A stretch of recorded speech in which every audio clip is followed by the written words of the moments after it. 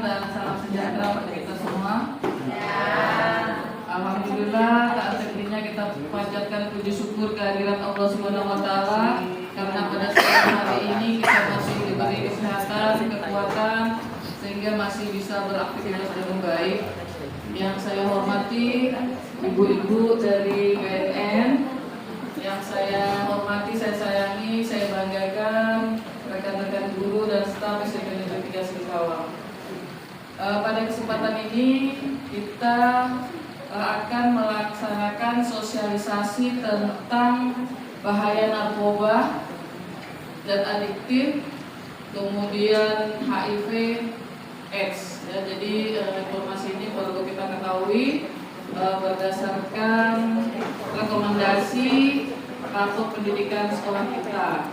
Ya, jadi walaupun raportnya hijau, ya sudah hijau, bagus hasilnya, tapi pastilah perlu kita menambah pengetahuan itu karena kita juga sudah mendapat support Muskinerja, ya, maka kegiatan ini harus kita laksanakan untuk menambah pengetahuan dan kompetensi dari Bapak Ibu guru sekalian yang sedianya bertugas mendampingi siswa. Untuk itu tidak berpanjang lebar, kita beri kesempatan kepada ibu-ibu dari BNN yang sudah siap menyampaikan sosialisasi tentang tersebut di atas.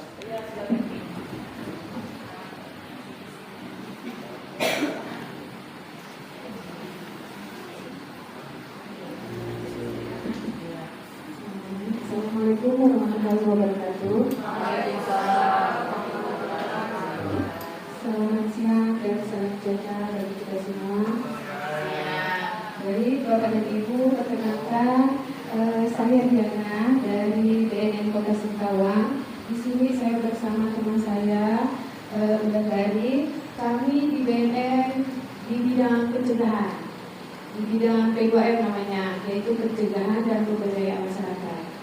Jadi kemarin kami sudah mendapat surat dari SMP Negeri 3 untuk memberikan materi tentang bahaya narkoba, dan dari Bapak Kepala memang didisposisikan ke kami di bidang P2M untuk memberikan materi. Baiklah, mungkin saya langsung saja. Di sini saya akan memberikan materi tentang bahaya narkoba bagi remaja dan pelajar. Tujuannya apa, Bapak dan Ibu? Untuk melindungi dan menyelamatkan generasi bangsa dari penyalahgunaan dan peredaran gelap narkotika. Ini Bapak dan Ibu, sesungguhnya mungkin kebanyakan dari BNN itu Badan Narkotika Nasional, tapi kenapa di sini narkoba? Narkoba itu terdiri dari narkotika, pokoknya psikotropika, dan banyak itu bahan adiktif lainnya atau bahan yang membuat kecanduan. Apabila dipakai terus-menerus akan membuat kecanduan. Pengertian umum dari narkoba adalah zat-zat alami maupun kimiawi yang apabila dimasukkan ke dalam tubuh baik secara oral, yaitu diminum, dihisap atau disedot, maupun secara injeksi atau disuntikan ke dalam pembuluh darah, dapat mengubah pikiran, suasana hati atau perasaan dan perilaku seseorang. Ya, ini Bapak dan Ibu, narkoba nanya itu narkotika. Narkotika adalah zat atau obat yang berasal dari tanaman atau bukan tanaman, baik sintetis maupun semi sintetis, yang dapat menyebabkan penurunan atau perubahan kesadaran, hilangnya rasa, mengurangi sampai menghilangkan rasa nyeri, dan dapat menimbulkan ketergantungan. Itu merupakan pengertian dari narkotika. Sedangkan psikotropika adalah zat atau obat baik alamiah maupun sintetis, bukan narkotika, berkhasiat psikoaktif melalui pengaruh selektif pada susunan saraf pusat yang menyebabkan perubahan khas pada aktivitas mental dan perilaku. Jadi kalau psikotropika ini dampak dari pemakaian narkotikanya. Lanjut. Yang ini Bapak dan Ibu, bahan adiktif lainnya atau bahan yang membuat kecanduan adalah bahan lain atau obat bukan narkotika atau psikotropika yang penggunaannya dapat menimbulkan ketergantungan.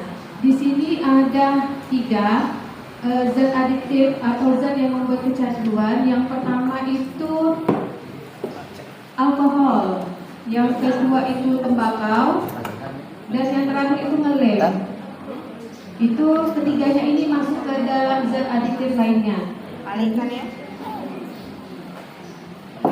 Ini Bapak dan Ibu, apa saja jenis-jenis dari narkoba.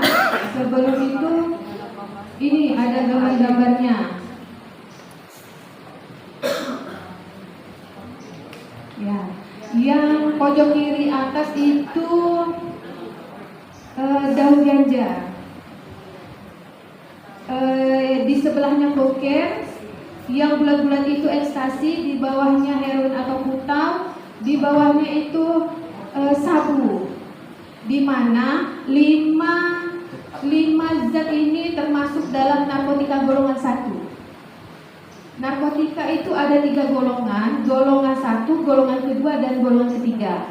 Kalau golongan ke-1 yaitu dengan keadaan apapun tidak boleh dipergunakan sama sekali.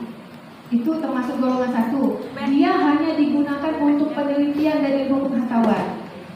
Contohnya itu tadi ganja, kokain, itu termasuk narkotika golongan pertama atau golongan 1.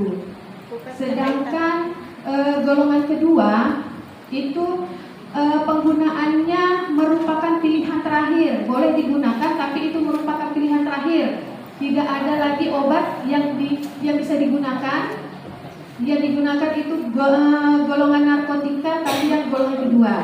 Tapi harus tetap dalam pengawasan dokter. Contohnya obat bius atau obat untuk menghilangkan nyeri bagi pasien kanker. Itu termasuk dalam narkotika golongan kedua. Sedangkan narkotika golongan ketiga sama, boleh digunakan tapi tetap dalam pengawasan yang ketat. Di mana ini pengawasan oleh dokter. Jadi setiap obat narkotika yang keluar itu harus diresepkan oleh dokter spesialis dan akan dilaporkan oleh ke Balai POM. Lanjut. Ini yang termasuk narkotika golongan pertama yaitu ganja. Tadi sudah saya sebutkan ganja, biasa juga disebut dengan marijuana atau cimeng atau gelek atau hasis. Itu warnanya hijau, coklat jika sudah dikeringkan. Penggunaannya itu dihisap. Bentuk daun ganja itu dalam satu batang terdiri dari 3, 5 atau 7 helai daun. Kalau daun ganja ini jumlah helainya ganjil.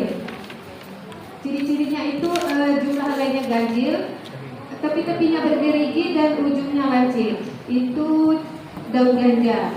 Gejala dari pemakai daun ganja: matanya merah, mual, muntah, mencret, mudah marah, rasa cemasnya berlebihan, tertawa-tawa, nafsu makannya meningkat. Itu pemakaian ganja.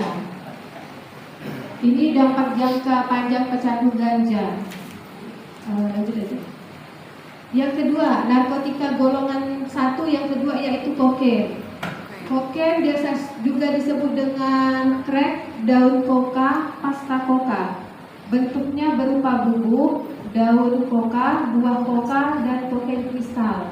Warnanya putih dan berbentuk seperti tepung. Penggunaannya dihirup menggunakan sedotan, dibakar dengan rokok, ditelan bersama minuman, atau disuntikan ke dalam pembuluh darah. Itu cara penggunaan kokain. Itu yang di bawah itu contoh daun kokainnya, Bapak dan Ibu. Gejala dari pemakai kokain: jalannya menjadi sempoyongan, bicaranya cadel, mengantuk, mudah marah, depresi, cemas, dan gelisah serta berhalusinasi. Ini dampak jangka panjang pecandu kokain pada otaknya, menyebabkan depresi yang tidak bisa mengendalikan diri, hiperaktif. Pada matanya, pupil matanya menjadi melebar. Terus pada kulitnya timbul bintik merah. Pada jantungnya tekanan darahnya meningkat yang berakibat pecahnya pembuluh darah sehingga dapat menyebabkan kematian. Narkotika golongan 1 yang ketiga yaitu putau atau heroin. Itu contoh tanamannya, Bapak dan Ibu, yang diambil itu getahnya. Jadi yang diambil getahnya diolah sedemikian rupa sehingga menjadi tepung.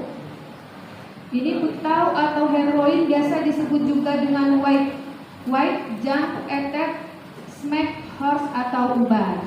Bentuknya serbuk, warnanya bisa putih, bisa abu-abu, bisa kecoklatan hingga coklat tua. Penggunaannya dihirup atau disuntikan ke dalam pembuluh darah. Gejala dari pemakai heroin atau putau yaitu sulit tidur, mata dan hidungnya berair, mudah marah dan gelisah, tremor dan kram tubuh, menggigil dan berkeringat, dan yang terakhir diare dan muntah. Ini dampak jangka panjang pecandu putau atau heroin.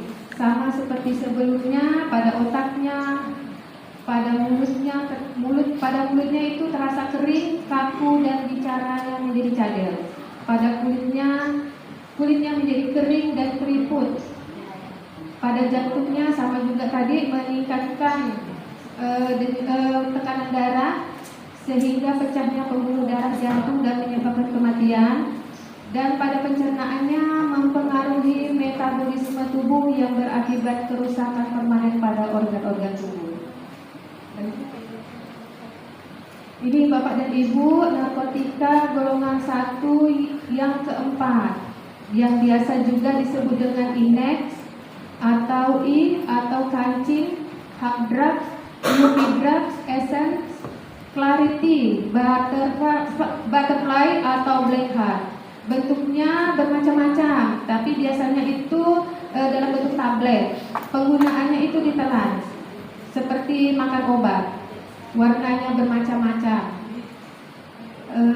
Gejalanya rasa cemasnya berlebihan, depresi, paranoid, detak nadinya cepat, pupilnya menjadi melebar, susah tidur, sakit kepala, mual dan muntah. Di mana biasanya yang sering memakai ekstasi ini kalau lagi mau dugem, biasanya orang-orang ke diskotik itu biasa menggunakan ekstasi yang dekat-dekat sound system, terus dia geleng-geleng kepala dan biasanya megang minyak kayu putih.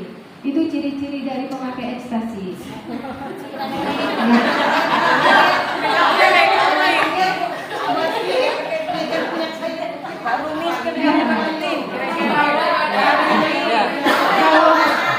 Kalau di sini megang kayu putih tidak masalah.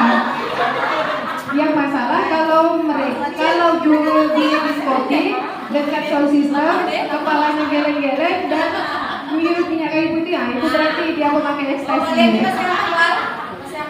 Tapi depan laptop ada sound system, depan laptop berbunyi gini-gini. Tapi ini dampak jangka panjang pecandu ekstasi. Selanjutnya yang terakhir, narkotika golongan 1 yang terakhir, sabu. Di mana di Singkawang ini penyalahguna narkoba itu kebanyakan menggunakan sabu dan ekstasi. Bentuknya berupa kristal, seperti tawas ada juga, seperti micin ada juga. Itu contoh gambaran dari sabu. Warnanya putih, penggunaannya dibakar menggunakan aluminium foil dan asapnya dihirup melalui hidung. Dibakar menggunakan botol kaca. Botol kacanya itu disebutnya bong dan disuntikan. Ya, dimana memang dalam 1 bulan terakhir ini penangkapan kurir atau pengedar narkoba. Tadi Bapak Kepala ada menyampaikan penangkapan dari perbatasan, di mana total dalam 1 bulan itu ditangkap itu sekitar 70 kiloan.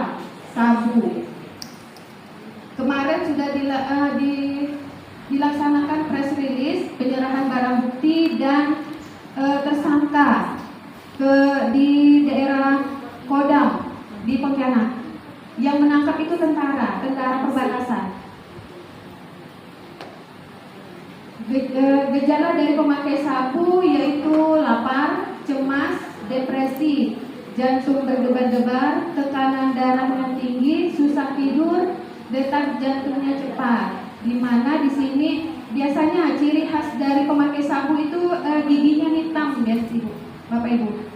Itu ciri-cirinya biasa. Kemarin kami ada melakukan deteksi dini melalui tes urin, di mana memang sangat disayangkan terdapat anak di bawah umur yang menggunakan narkotika.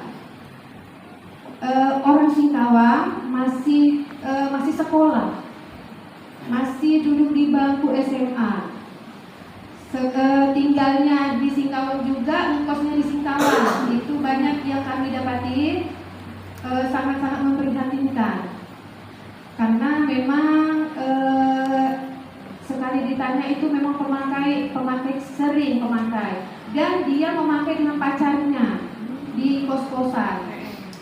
Sedangkan rumahnya di Singkawang, kosnya di Singkawang juga, memakai sabu di kos-kosannya itu. Pas kebetulan kami melakukan deteksi dini melalui tes urin dan hasilnya memang positif. Selain itu, di tempat lain kami juga mendapati masih berstatus siswa SMA. Selain positif menggunakan narkotika dan sangat disayangkan sudah terkena penyakit kelamin. Ya, itu di dua tempat yang kami lakukan deteksi dini. Kebanyakan ada yang sudah bekerja dan ada yang masih sekolah. Lanjut. Ini dampak jangka panjang pecandu sabu pada matanya, pada kulitnya, pada otak, dan pada hatinya. Di mana pada hatinya ini bahan-bahan kimia yang terkandung dalam sabu bisa melemahkan aktivitas sel-sel hati yang mengakibatkan terjadinya gangguan fungsi hati. Ini Bapak dan Ibu, tadi itu narkotikanya, yang sekarang itu bahan adiktif lainnya atau bahan yang membuat kecanduan. Yang pertama itu inhalan atau dihisap. Contohnya itu ngelem, itu masuk ke dalam bahan adiktif lainnya. Biasanya mereka menggunakan itu lem Fox atau lem Ibon, bisa juga dengan menggunakan spiritus atau thinner, atau bisa juga dengan menggunakan bensin. Ya, bermacam-macam cara. Atau bermacam-macam barang yang dibuat, yang penting menghasilkan wangi yang menyengat. Biasanya ada juga dengan pilok itu kan wanginya menyengat, itu baunya itu menyengat. Ini gejala dari ngelem. Yang pertama itu pusing dan gemetar, yang kedua mudah marah, dan yang terakhir sulit tidur. Dampaknya kerusakan permanen pada otak, hati, ginjal, dan paru-paru, cenderung mengalami perdarahan hidung atau mimisan, kehilangan ingatan, sulit belajar dan melihat sesuatu secara jelas, kehilangan kendali tubuh, kram, nyeri, dan batuk parah. Itu dampak dari ngelem. Lanjut. Terus yang kedua, bahan adiktif lainnya yang kedua yaitu alkohol. Alkohol yaitu minuman yang mengandung etanol yang diproses dari bahan pertanian atau sintetis dengan cara difermentasi atau destilasi. Alkohol ini ada 3 golongan. Golongan A yang berkadar 1-5%. Contohnya itu bir. Golongan B berkadar 5-20%. Contohnya minuman anggur atau wine. Dan golongan C berkadar 20-45%. Contohnya vodka, rum, dan Mansion. Efek dari pemakai alkohol saat menggunakannya, mukanya menjadi merah, jalannya sempoyongan, bicaranya cadel, terus banyak bicara, mual, muntah, dan jantungnya berdebar. Sedangkan dampak dari peminum alkohol yaitu kerusakan pada hatinya, pada otaknya, pada jantung, pada saraf, pada lambung, dan lain sebagainya. Terus ini bahan adiktif lainnya yang terakhir atau yang ketiga yaitu nikotin, di mana nikotin ini terdapat pada rokok. Rokok merupakan pintu gerbang narkoba karena perokok mempunyai resiko yang lebih besar untuk mencoba narkoba. Itu contoh atau itu gambar paru-paru Bapak dan Ibu, yang di sebelah kiri itu gambar paru-paru orang yang perokok. Itu contoh gambar paru-paru orang yang perokok, dan di sebelahnya itu orang yang tidak perokok. Di mana di sini dampak dari pecandu rokok yaitu bisa menyebabkan dia terkena kanker leher, kanker paru-paru, kanker mulut. Kalau pada ibu hamil terjadinya kelainan bayi pramatang atau bayinya menjadi prematur, atau bisa juga membuat dia menjadi keguguran. Dan yang terakhir itu penyakit gangren. Penyakit gangren yang di pojok bawah itu khas memang penyakit pada orang yang kecanduan rokok. Itu seperti luka seperti gangren atau luka pasien yang diabetes. Tapi kalau ini hitamnya itu karena matinya organ-organ ujung-ujung ekstremitas kita, baik tangan ataupun kaki. Kalau misalnya penyakit kencing manis atau penyakit diabetes itu kalau misalnya sudah menghitam tidak akan terasa. Tapi kalau misalnya ini karena rokok itu sangat sakit sekali disentuh, biarpun itu jaringannya sudah mati, tapi apabila kita sentuh itu dia akan sangat sakit sekali. Itu khas dari racun dari rokok. Kebetulan saya basicnya perawat, jadi saya pernah mendapati pasien dengan luka pada kakinya disebabkan rokok. Yang pertama masuk masih utuh, tapi sudah menghitam ujung-ujung jari kaki sampai kakinya sudah tidak ada lagi dua-duanya. Ya, itu karena memang racun dari rokok. Setelah diamputasi sama dokter, dia masih pulang untuk merokok. Terkena lagi, masuk lagi rumah sakit. Habis kaki, ujung-ujung tangannya sama. Memang kejadian. Dan sangat sakit sekali. Pasti dia bentar-bentar minta obat untuk menghilangkan nyeri, bentar-bentar, apalagi pada saat perawatan luka. Habis diamputasi kan biasanya perawatan luka.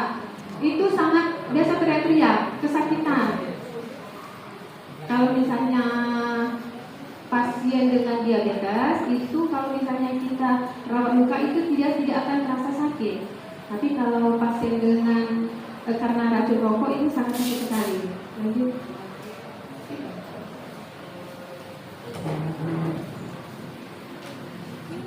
Sebelah kiri itu merupakan otak yang normal, masih normal atau masih berfungsi dengan baik, sedangkan yang di sebelah kanan itu otak yang sudah rusak karena racun dari narkotika.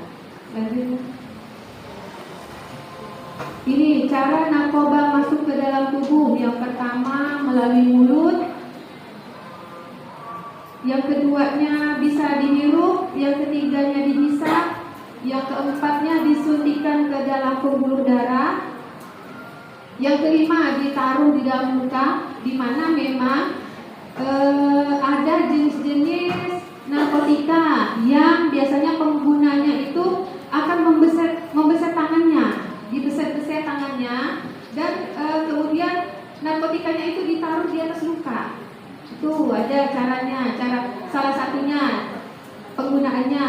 Terus ditaruh di bawah lidah. Biasanya di bawah lidah itu obat kalau ditaruh di bawah lidah itu akan cepat, efeknya cepat. Makanya dia pun ditaruh di bawah lidah. Dan terakhir dimasukkan ke dalam anusnya. Dan kami juga dari provinsi sekitar 2 bulan yang lalu pernah menangkap kurir narkoba, di mana dia membawa narkoba itu dimasukkan ke dalam anusnya. Dimasukkan ke dalam anusnya, mungkin harapannya tidak ketahuan. Beda dengan obat atau zat lainnya, narkotika memiliki 3 sifat yang dapat membelenggu pemakainya. Yang pertama itu habitual, yaitu sifat pada narkotika yang membuat pemakainya akan selalu teringat, tertenang, dan rindu. Ini yang menyebabkan kekambuhan, di mana memang penyalahguna narkotika itu tidak bisa sembuh, tapi mereka bisa pulih. Yang selanjutnya adiktif atau yang membuat kecanduan, yaitu sifat dari narkotika yang membuat pemakainya terpaksa memakai terus-menerus. Jadi dia harus memakainya setiap hari, makin menyatu dengan narkotika sehingga menuntut peningkatan dosis untuk dapat bereaksi. Jadi contohnya pemakai atau penyalahguna itu biasa menggunakan ekstasi 1/4 tablet. Karena keseringan 1/4 tablet, jadi tubuhnya itu tidak bereaksi lagi 1/4 tablet. Dinaikkanlah dosisnya menjadi 1/2 tablet. Begitu terus-terusan sampai akhirnya ujung-ujungnya 1 tablet. Lanjut. Ini tadi Bapak dan Ibu, sifat dan pengaruh narkotika itu ada 3. Yang pertama menjadi berhalusinasi. Contoh narkotikanya yang membuat pemakainya itu berhalusinasi yaitu daun ganja dan daun koka atau kokain. Ganja dan kokain yang menyebabkan pemakainya itu berhalusinasi. Terus yang kedua stimulan atau merangsang sistem saraf pusat. Jadi apabila pemakainya itu memakai contohnya narkotikanya itu ekstasi dan sabu, dia akan bersemangat. Bisa juga dia bersemangat kerja. Kadang ada juga tertentu itu atlet itu biasanya menggunakan narkotika biar dia semangat, biar dia menjadi menjadi segar untuk melakukan aktivitas. Dan kadang kami juga pernah menjadi narasumber di daerah Singkawang Selatan, di mana dapat keluhan dari masyarakat penambang emas atau dompeng di daerah sana itu untuk bekerja itu sebelum bekerja dia menggunakan sabu dulu biar bersemangat kerja, karena mungkin dompeng itu kan berbahaya. Jadi dia memakai narkotika itu untuk membuat dia menjadi berani. Itu contoh narkotika yang membuat pemakainya menjadi tertidur atau tidak sadarkan diri. Ini Bapak dan Ibu, proses terbentuknya ketergantungan narkoba. Yang pertama itu kompromi, sikap menentang narkoba tidak jelas, mau bergaul dengan pemakai narkoba. Yang kedua itu coba-coba, segan menolak tawaran, ikut-ikutan pemakai narkoba untuk mencoba. Yang ketiga itu toleransi, sama seperti yang sudah saya sebutkan tadi, di mana tubuh akan meminta dosis yang lebih tinggi untuk agar dapat berefek pada tubuhnya. Yang keempat itu kebiasaan, di mana penggunaan narkoba sudah menjadi kebiasaan yang mengikat dan mulai berpengaruh pada kehidupan sosial si pengguna. Yang kelima itu ketergantungan atau adiksi. Kedua, apabila kita menggunakan jarum suntik itu hanya sekali pakai buang, tidak berulang kali. Nah, pada orang dengan penyalahguna narkotika karena keterbatasan dana, dan menggunakan narkotika dengan cara disuntikan ke dalam pembuluh darah. Jadi membuat mereka itu menggunakannya secara bergantian. Jadi tidak lagi steril jarum suntiknya, sehingga menyebabkan terjadinya luka atau bisa juga terjadinya pembusukan pada kulitnya. Selain abses atau pembusukan pada daging, bisa juga karena penggunaan jarum suntik secara bergantian bisa menularkan penyakit. Contohnya HIV. HIV itu bisa ditularkan melalui darah apabila pengguna atau penyalahguna narkotika pertama menggunakan jarum suntik, yang kedua menggunakan jarum yang sama dengan orang yang berbeda, sedangkan orang yang pertama itu pengidap HIV atau pengidap hepatitis. Yang kedua, kemungkinan besar akan tertular. Jadi seorang yang suka mencuri atau dia sebagai pengedar, sehingga dia dipenjara.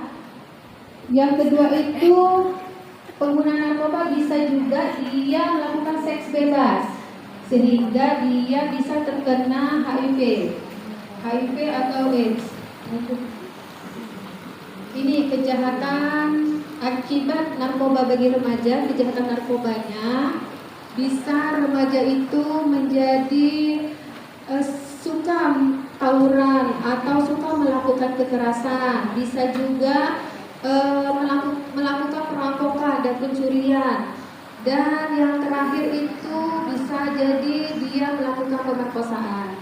Itu contoh kejahatan dari narkoba. Awal-awal saja diiming-imingi dan digratiskan. Lama-kelamaan setelah anak tersebut kecanduan, mereka akan disuruh untuk membeli narkotika.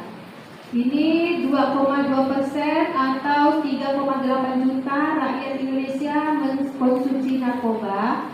22% dari mereka adalah pelajar.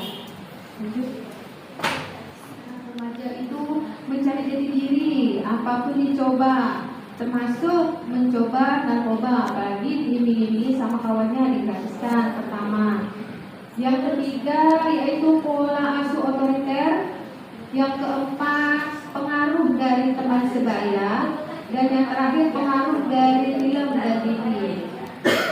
Sedangkan menurut pendapat para remaja sendiri, tindakan untuk mencegah terjadinya penyimpangan perilaku. Yang pertama itu keteladanan orang tua. Yang kedua, pendidikan agama dalam keluarga. Yang ketiga, disiplin dalam keluarga. Dan yang terakhir, hubungan baik dalam keluarga.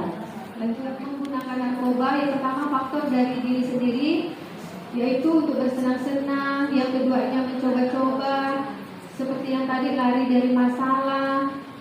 Terus ada juga yang merasa tidak mendapat perhatian atau kasih sayang dari orang tua, tidak mampu menyesuaikan diri dengan lingkungan.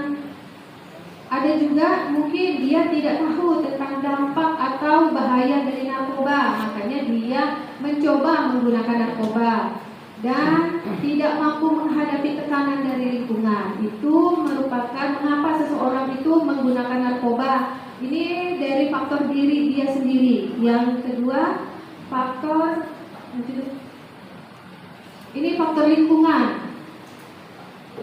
Mengapa seseorang menggunakan narkoba? Yang pertama mungkin keluarganya bermasalah atau broken home. Yang kedua, ayah, ibu atau keduanya menjadi pemakai narkoba. Jadi anaknya ikut-ikutan juga memakai narkoba karena orang tuanya sudah mengajarkan atau melihatkan kepada anaknya pada saat orang tuanya itu memakai narkoba. Terus yang ketiga, lingkungan atau pergaulan yang salah. Sering berkunjung ke tempat hiburan malam, putus sekolah atau menganggur, lingkungan keluarga yang tidak harmonis, orang tua yang otoriter, orang tua yang permisif, tidak acuh dan serba boleh, dan orang tua super sibuk mencari uang atau seringnya di luar rumah daripada di dalam rumah. Terus yang terakhir, lingkungan penuh persaingan dan ketidakpastian. Tuh, yang udah ada undang-undangnya itu 80-an, Sisanya itu belum ada undang-undangnya. Belum ada undang-undangnya tentang NPS tersebut atau narkotika jenis baru tersebut. Sebenarnya itu obat lama, cuma sama pengedar itu dimodif sedemikian rupa sehingga tidak apabila digunakan itu tidak akan terjerat. Itu merupakan narkoba jenis baru. Terus modus operandi tindak pidana narkoba sulit diungkap. Yang selanjutnya banyak laboratorium narkoba belum terungkap. Semakin mudah akses internet tentang pembuatan narkoba.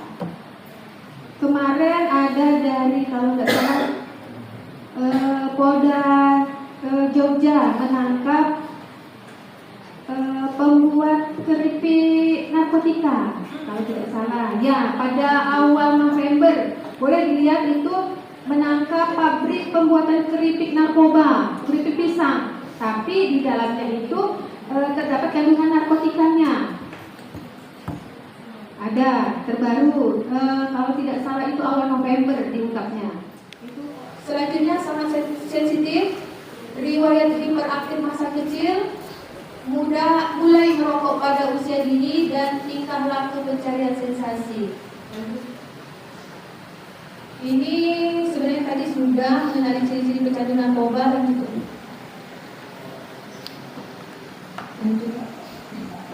Ini perubahan sikap dan perilaku. Mungkin kita lanjutkan sedikit lagi materinya yang saya sampaikan. Di sini perubahan sikap dan perilaku pada remaja pada saat dia menggunakan atau sudah mengenal namanya narkotika. Yang pertama itu prestasi sekolahnya menjadi menurun. Yang kedua, pola tidurnya menjadi berubah. Yang biasanya kita normalnya tidur dari malam ke pagi, sedangkan apabila mereka sudah mengenal namanya narkotika itu, dia tidur dari pagi ke malam. Jadi itu perubahan pola tidurnya. Terus seringnya dia bepergian, tidak tentu arah kemana-mana. Yang selanjutnya sering mengurung diri di kamar atau di kamar mandi, menghindari bertemu anggota keluarga. Ini merupakan sikap dan perilaku dari penyalahguna narkotika. Terus sering menerima telepon atau didatangi orang yang tidak dikenal. Biasanya yang datang ke rumah itu mungkin teman anak kita. Datangnya yang datang itu bukan orang yang dikenal sama kita atau bukan teman sekolahnya. Itu boleh dicurigai bahwa anak itu sudah mengenal namanya narkotika. Terus banyaknya menggunakan uang, sedikit-sedikit minta uang, sedikit-sedikit minta uang kepada orang tuanya. Dan yang paling sering itu apabila sudah mengenal namanya narkotika itu berbohong. Kebanyakan atau hampir semuanya itu berbohong, atau bisa juga dia mencuri barang berharga keluarganya atau miliknya. Terus yang terakhir itu bersikap emosional, dan yang terakhir hilangnya minat atau hobi atau kegiatan yang selama ini disenanginya. Ini Bapak dan Ibu akhir perjalanan pecandu narkotika, di mana apabila orang tersebut atau anak tersebut baru mengenal narkotika, dan pada saat itu dilakukan deteksi dini dan hasilnya itu positif. Kalau orang tersebut tidak ada barang bukti, misalnya ada razia di tempat mana, terus di tes urin, hasil tes urinnya itu positif, dia pemakai narkoba, dan tidak ada barang bukti, tidak ada sisa sabunnya, atau tidak ada botol bomnya, atau tidak ada plastik bekas narkotikanya, itu dia kalau misalnya dia tangkap Mapolres, dia akan diserahkan ke BNN, Lembaga Rehabilitasi Merah Putih. Yang kedua itu di Singkawang Bersinar, itu khusus perempuan. Khusus perempuan yang berada di belakang SMP 4. SMP 4 ada bekas gedung PGRI kalau misalnya.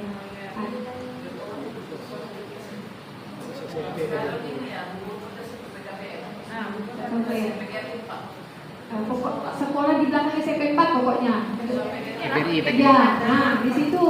Terus yang ketiga di rehabilitasi kita di samping Puskesmas Pajintan. Dan yang terakhir Wisma Koala berada di Rumah Sakit Jiwa Provinsi di Bogor.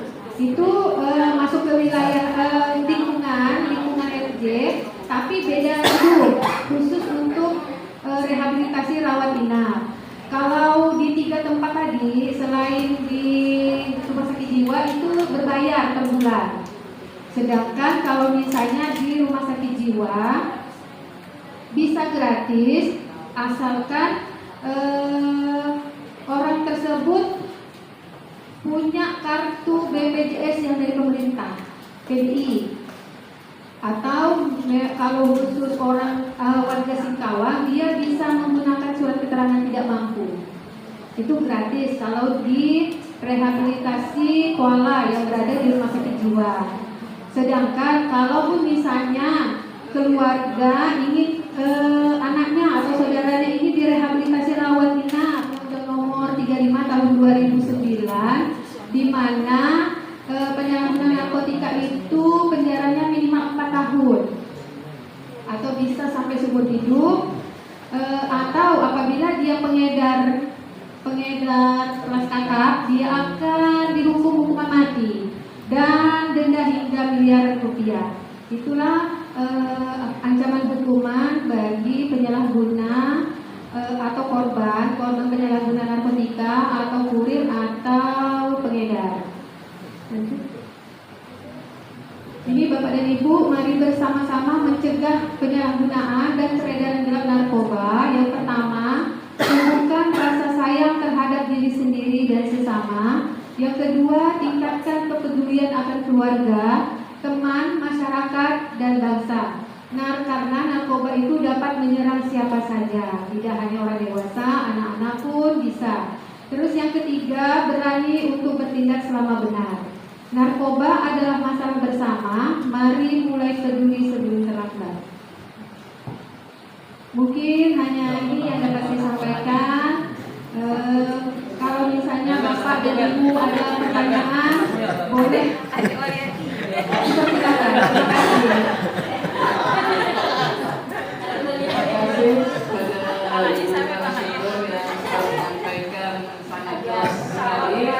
Silakan Bapak Ibu, mungkin ada yang ingin bertanya?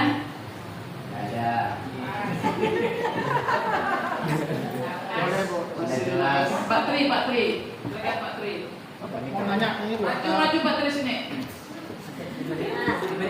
Beri sepeda tadi Pak. Beda. Jokowi dia. Beda. Hampir pertanyaan. Nanya gimana cara saya ngilangin narkobanya?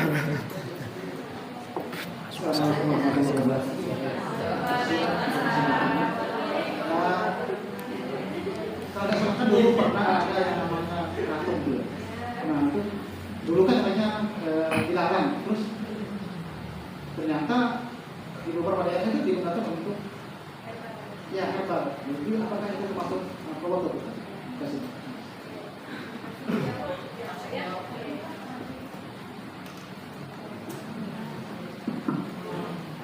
Baiklah, terima kasih Mbak atas pertanyaannya. Memang selama saya menjadi narasumber itu memang tidak pernah lepas namanya nanya kratom ya Pak ya. Kratom, memang kratom itu menurut kacamata BNN itu termasuk dalam narkotika golongan pertama karena dia sudah diteliti di pusat laboratorium BNN dan itu efeknya 13 kali lipat dibanding morfin efeknya 13 kali morfin efek dari kratom itu memang sebenarnya itu tanaman herbal ya, itu biasanya pengobatan Tapi karena keseringan diminum dan dosisnya itu berlebihan. Karena segala sesuatu apabila berlebihan itu kan tidak baik. Makanya, tapi dari BNN itu diserahkan ke pemerintah. Tergantung dari pemerintahnya lagi Pak membuat undang-undangnya. Jadi diberikan waktu 5 tahun untuk pemerintah membuat undang-undang tentang kratom. Nanti dari keputusan pemerintah itu kratom dikategorikan narkotika atau bukan. Jadi selama undang-undang tentang kratom itu belum ada, silakan untuk mengkonsumsi kratom, tapi jangan berlebihan. Yes. Ya. Ada di sini. Ramai. Apa? Di simpang. Bu apa? Simpang sini. Dia mau. Inklusi. Nanti dikasih waktu 5 tahun sampai 2024 kalau tidak salah. Harus sudah ada keluar undang-undangnya. Kratom itu dikategorikan narkotika atau bukan. Jadi selama belum ada undang-undangnya, silakan untuk dikonsumsi, tapi jangan berlebihan. Tapi kalau ada undang-undangnya, kalau minum jadi terjerat. Untuk sementara, apabila tes urin, biasanya kan ada nih deteksi dini melalui tes urin. Ada yang nanya kalau kratom masuk enggak? Nampak nggak di situ? Untuk sementara itu karena belum ada undang-undangnya jadi tidak nampak. Tidak nampak pada parameter alat tes urin itu untuk kratom itu tidak nampak. Tidak ada parameternya. Mungkin itu ya Pak ya. Itu jelas ya Pak? Sudah. Kalau tumbuhan kecubung Bu? Kecubung sama. Itu masuk ke dalam ini apa namanya nih? Kratom tadi. Apa? Seperti kratom tadi lagi. Ya, belum ada undang-undangnya Pak. Tapi kecubung lebih bahaya. Bisa gila. Oh iya. Ya itu Bapak Ibu ya tadi, jadi banyak juga tanaman-tanaman yang lain itu kalau sudah diteliti dan kita lihat reaksinya mirip-mirip dengan reaksi narkoba ya Bu ya, yang sudah terdata tadi. Kemudian Pak ditanyakan kratom, kemudian kecubung itu kan yang bisa memabukkan. Kalau dari hasil penelitian seperti itu, karena tidak ada undang-undangnya juga tidak bisa terjerat hukum. Kalau kita mau konsumsi ya hati-hati juga sih, jangan berlebihan. Ya jangan sampai Pak Tri nanti konsumsi kratom. Ya kita tahu kan terdiam tiba-tiba dia seketika nggak punya. Jadi sama juga kayak ini Bu ya, lem ya Bu. Dan adiktif kayak lem itu kan, itu juga belum ada undang-undangnya, bahaya tapi pelaku tidak bisa terjerat hukum seperti itu Bapak Ibu. Ada lagi yang mungkin bertanya? Silakan. Ya saya rasa semua yang kita konsumsi jangan berlebihan lah ya. Ya seperti itu aja intinya. Karena semua ada efek sampingnya. Di satu sisi ada manfaatnya, di sisi lain ada efek sampingnya. Yang perlu kita pertimbangkan hati-hati juga itu efek sampingnya ya Bapak Ibu. Seperti itu. Ada lagi yang ingin bertanya? Kalau nggak ada pos nih. Jadi Bapak Ibu setelah mendapat informasi pengetahuan tentang bahaya narkoba ya, berapa jenis narkoba dan bahayanya serta hukumannya, tentunya sudah dapat gambaran informasi penting ini bisa membimbing mengarahkan siswa kita supaya siswa kita menjadi siswa yang terbaik, yang selamat ya, selamat dari hal-hal negatif seperti bahaya narkoba, dan mereka bisa mencapai cita-citanya dan bahagia bersama orang tuanya. Seperti itu keinginan kita bersama untuk anak-anak kita. Baik, terima kasih atas kerjasamanya, atas kehadirannya, kesediaannya. Terima kasih kepada Ibu narasumber dari BNN. Mohon maaf apabila ada hal-hal yang kurang berkenan. Saya Ari. Assalamualaikum warahmatullahi wabarakatuh. Waalaikumsalam warahmatullahi wabarakatuh.